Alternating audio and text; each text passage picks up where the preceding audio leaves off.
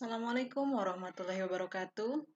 Berjumpa kembali, masih bersama saya Mariana Safitri dan masih di mata kuliah yang sama, yaitu manajemen jaringan.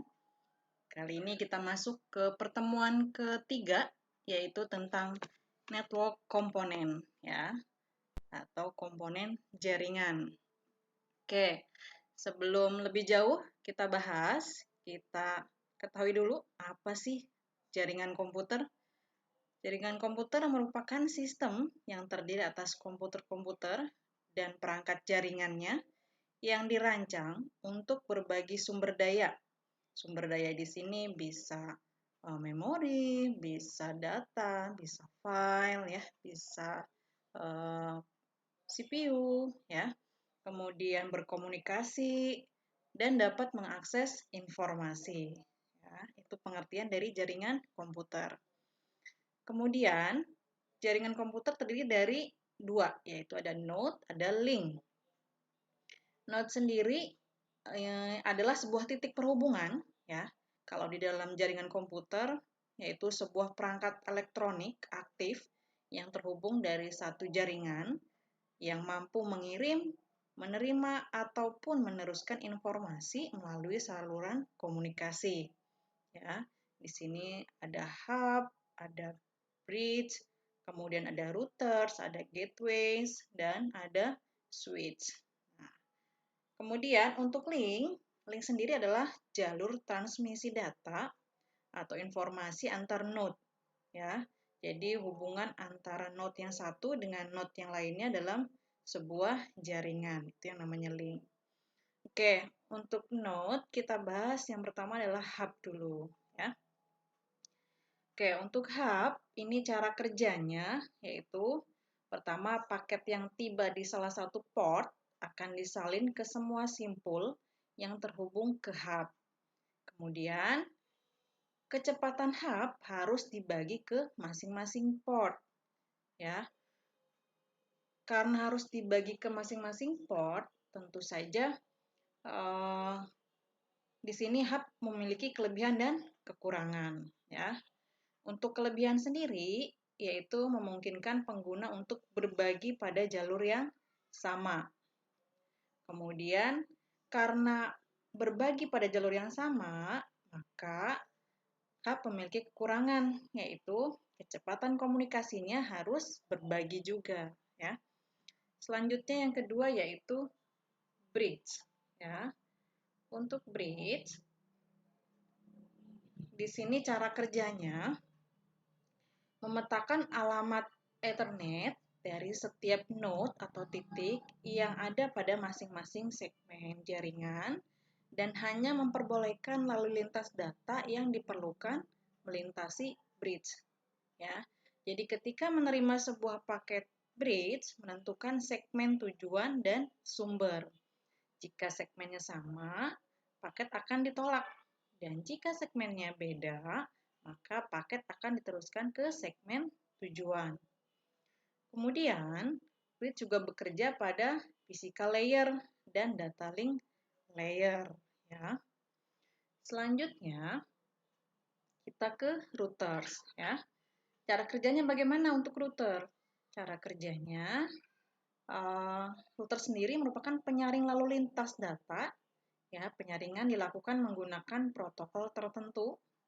Kemudian router merupakan piranti logikal, dapat memilih rute terbaik untuk transmisi data. Kemudian router juga bekerja pada lapisan fisikal, data link, dan network layer. Selanjutnya, kita ke gateway.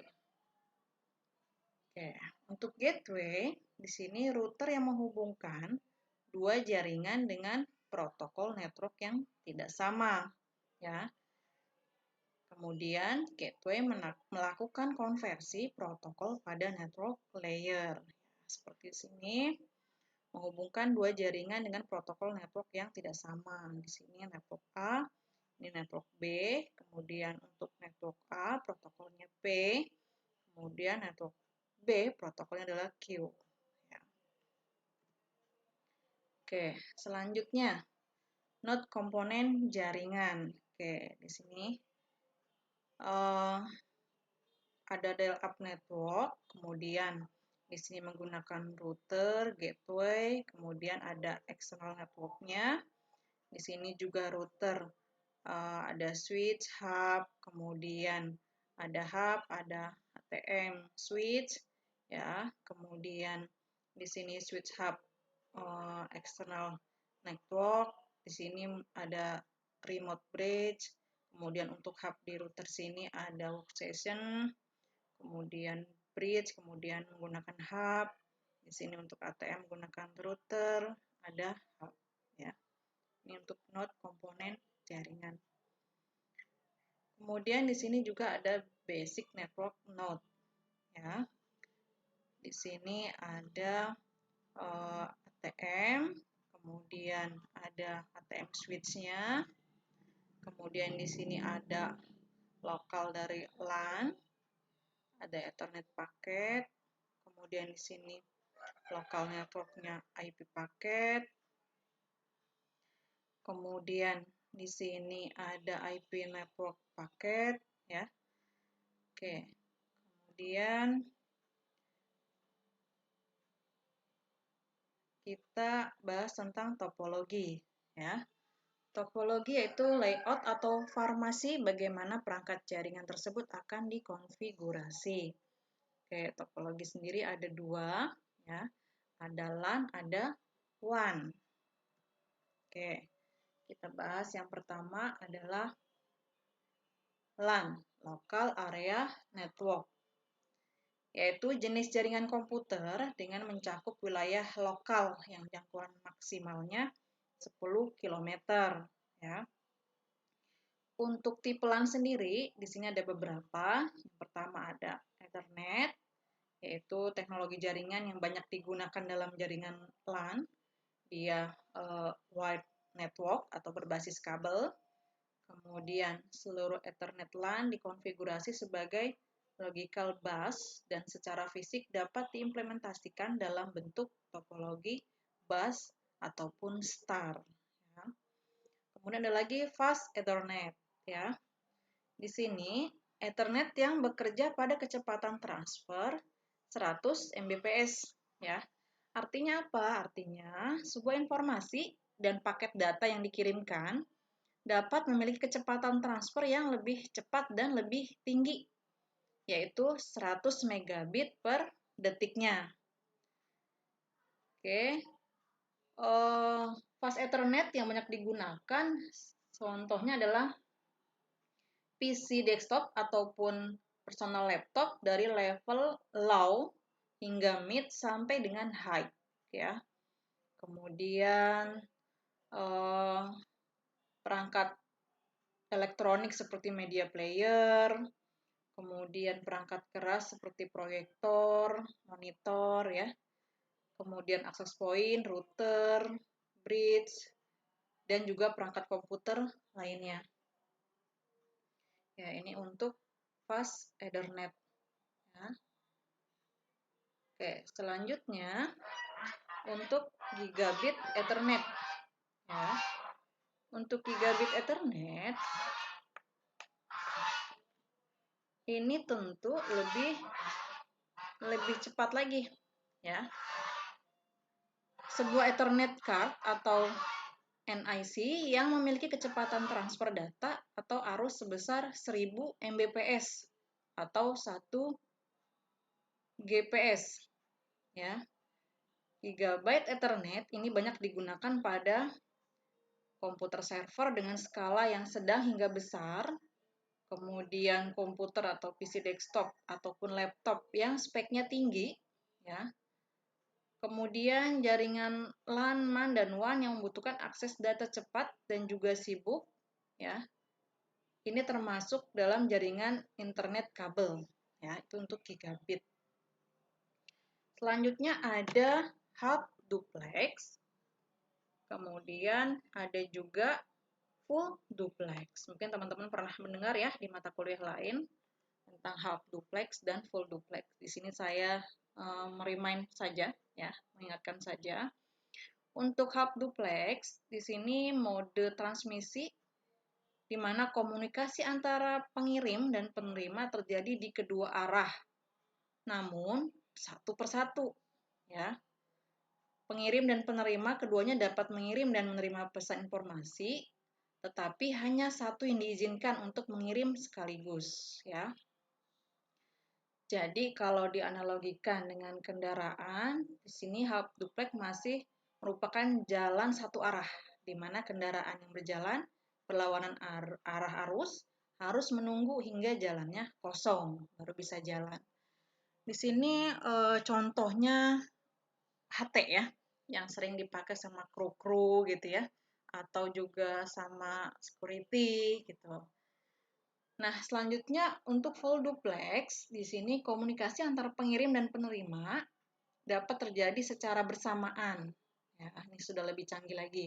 Pengirim dan penerima keduanya dapat mengirim dan menerima pesan secara bersamaan pada saat yang sama. Kalau dianalogikan dengan jalan, di sini adalah jalan dua arah, di mana lalu lintas dapat mengalir di kedua arah secara bersamaan.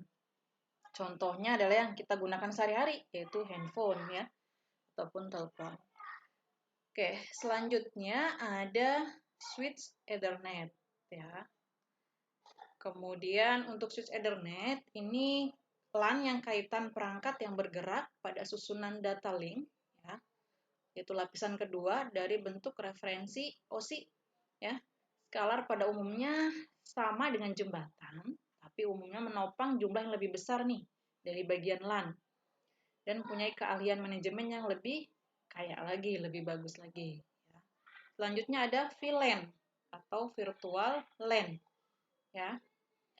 Protokol yang memungkinkan pembuatan beberapa jaringan dalam satu segmen jaringan yang sama. Ya. Segmen jaringan yang sama ini maksudnya adalah secara fisikal, jika ada 6 komputer terhubung ke satu switch, berarti 6 komputer tersebut berada dalam satu jaringan yang sama. Jadi, dengan VLAN, kita bisa membuat 6 komputer tersebut berada di beberapa jaringan yang berbeda, meski terhubung ke switch yang sama. Ya, itu analoginya. Selanjutnya ada token ring. Untuk token ring, di sini merupakan permulaan standar LAN yang pernah dikembangkan IBM. Dia menggunakan topologi ring dan metode akses token passing. Ya. Selanjutnya ada Fiber Distribute Data Interface. Ya. Jaringan LAN yang token ring kecepatannya tinggi dengan menggunakan kabel fiber optik. Ya.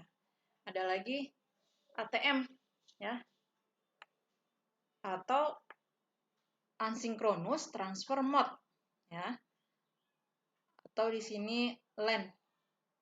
LAN itu adalah LAN emulation ya.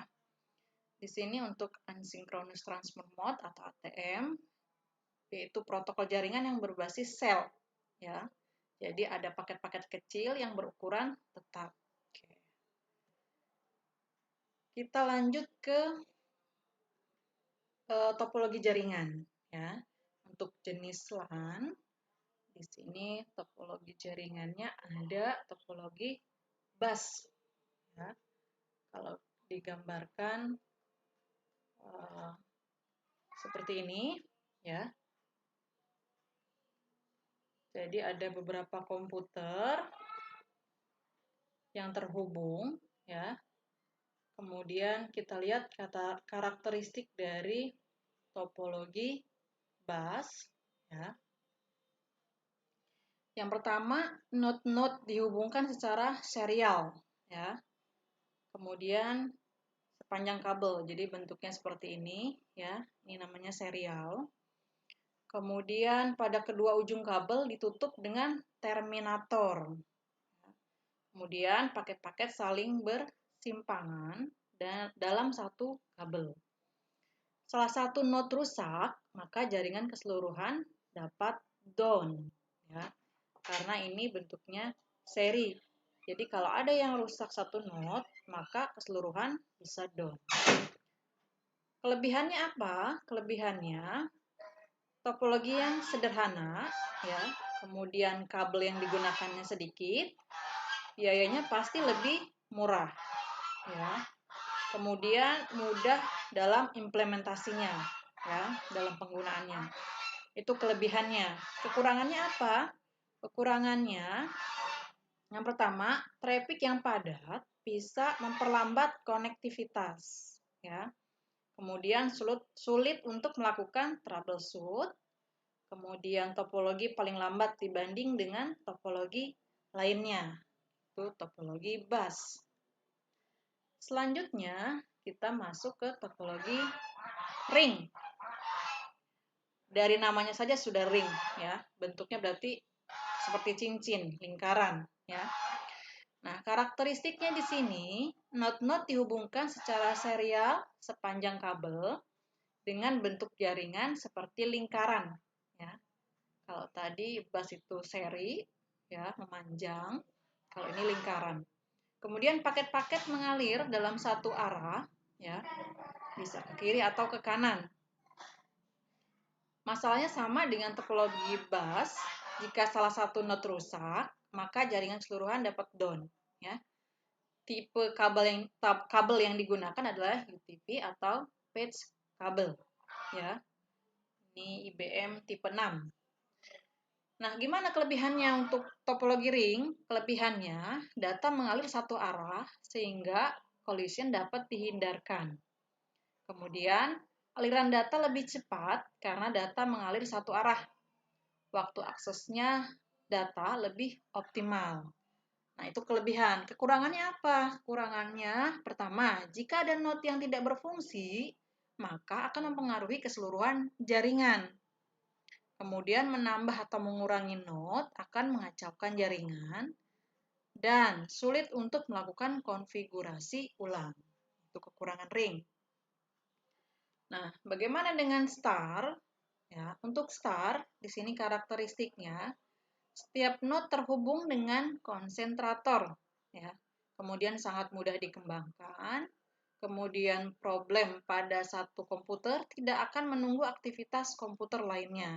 Ini sudah berbeda nih dengan topologi ring maupun topologi bus. Kelebihannya apa? Yaitu hub atau switch dapat mencegah terjadinya tabrakan antar pesan.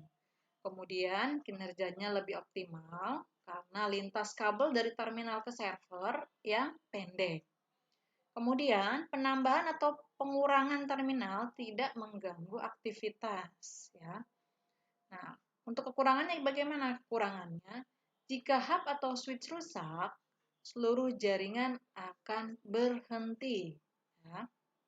Kemudian jumlah terminal tergantung jumlah dari port pada konsentrator.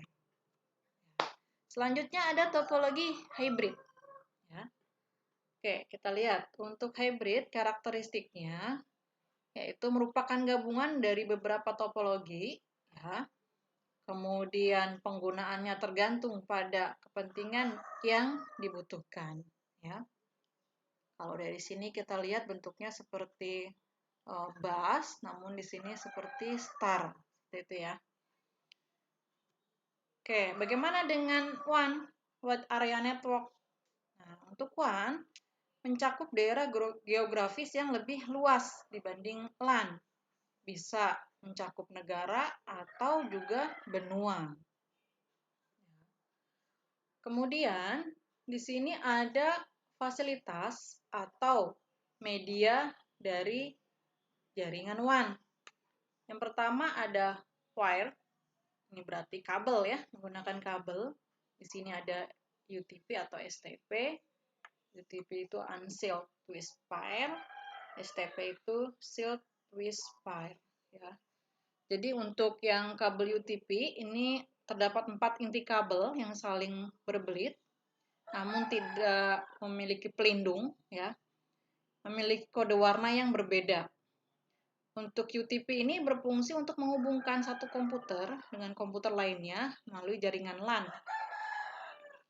Kabel UTP, kabel yang paling banyak digunakan di pasaran. Kenapa? Karena Selain harganya lebih murah, kabel ini juga mudah dipotong karena punya satu kulit penyelubung. Dan satu lagi jenis kabel UTP sangat cocok digunakan untuk lokasi indoor. Ya, itu untuk UTP. Kemudian bagaimana dengan STP atau Silk Twist Fire? Nah, kalau STP di sini sesuai sama namanya ya. Jadi kabel ini memiliki pembungkus tambahan ya di setiap pasangan kabel yang berupa aluminium foil. Ya, fungsi kabel STP ini sendiri tidak jauh dengan kabel UTP ya. Kabel STP ini paling cocok digunakan untuk outdoor karena ada pelindungnya. Ya, selanjutnya ada kabel koaksial. Ada juga fiber optik. Nah, selanjutnya yang kedua ada wireless ya. Di sini contohnya ada satelit, kemudian frekuensi radio. Nah, yang terakhir, service atau layanan. Di sini ada POTS, plain old telephone service, yaitu satu-satunya nama yang dikenal di seluruh dunia untuk jasa telepon analog biasa. Ini launching pertama kali di Indonesia oleh PT Telekomunikasi Indonesia, yaitu layanan non-data seperti telepon. Ada juga ISDN, ya, Integrated Service Digital Network, ya, suatu sistem komunikasi di mana layanan antara data, suara, dan gambar diintegrasikan ke dalam suatu jaringan yang menyediakan konektivitas digital ujung ke ujung untuk menunjang suatu ruang lingkup pelayanan yang lebih luas. Ada juga broadband. Ada pembahasannya khusus untuk broadband. Nah, untuk topologi WAN, ya, tadi LAN, sekarang WAN. Bagaimana untuk topologi WAN? Di sini yang pertama ada mesh topologi. Ya. Karakteristiknya, yang pertama diimplementasikan di tingkat network layer. Kemudian setiap host memiliki koneksi langsung ke tiap-tiap host lainnya. Kemudian koneksi dilakukan langsung tanpa melalui terminal pusat. Dan terakhir, topologi dengan koneksi fisik yang banyak. Ini untuk mesh. Ya. Selanjutnya, topologi kedua untuk WAN adalah tree topologi. Digunakan dengan Ethernet bridge, kemudian bentuknya hierarkikal, ya, hierarki, kemudian efisien untuk jaringan kecil dan jaringan dengan tujuan khusus. Nah, selanjutnya ada teknologi transmisi data, ya. Di sini ada medium, ada mode. Untuk medium sendiri ada wire, ada wireless. Untuk mode sendiri ada digital, ada analog. Ya, media transmisi fisik di sini ada UTP atau STP, kemudian kabel koaksial, kemudian fiber optik, kemudian ada wireless, ada transmisi satelit. Ya, di sini ada mode transmisi, ya. Ada time division multiplexing (TDM), kemudian ada cell multiplexing, ya. Nah, untuk data rate jaringan LAN di sini ada Ethernet, ada FDDI, kemudian ada Fast Ethernet, ada TM, ya. Masing-masing memiliki kecepatan yang berbeda. Kemudian ada layanan broadband. Broadband itu apa sih? Koneksi kecepatan tinggi yang memungkinkan akses internet secara cepat dan selalu terkoneksi. Layanan yang terintegrasi pada broadband berupa voice, suara, video, dan data. Di sini ada ATM, SDH, kemudian akses teknologi, ada HFC, ada ADSL, ya. Oke, kemudian jenis-jenis broadband, ya, di sini ada ADSL, bekerja dengan membelah saluran telepon menjadi dua saluran terpisah, satu untuk pengguna suara normal, dan yang lainnya untuk data pemakaian. Kemudian yang kedua dial-up, salah satu jenis koneksi internet yang tersedia dari ISP, koneksi yang paling lambat dan paling murah. Ya. Kemudian ada koneksi kabel, memiliki kecepatan yang sangat tinggi. Ada lagi koneksi wireless, broadband dengan kecepatan tinggi layanan internet melalui teknologi nirkabel. Kemudian ada koneksi satelit, Broadband dalam bentuk lain dari broadband nirkabel yang sangat berguna untuk melayani daerah berpenduduk jauh atau jarang. Oke, mungkin sampai sini dulu ya untuk materi dari pertemuan ketiga ya. Jika ini bermanfaat, teman-teman mahasiswa bisa di-like, di-subscribe, jangan lupa. Mohon maaf bila ada kekurangan. Terima kasih. Assalamualaikum warahmatullahi wabarakatuh.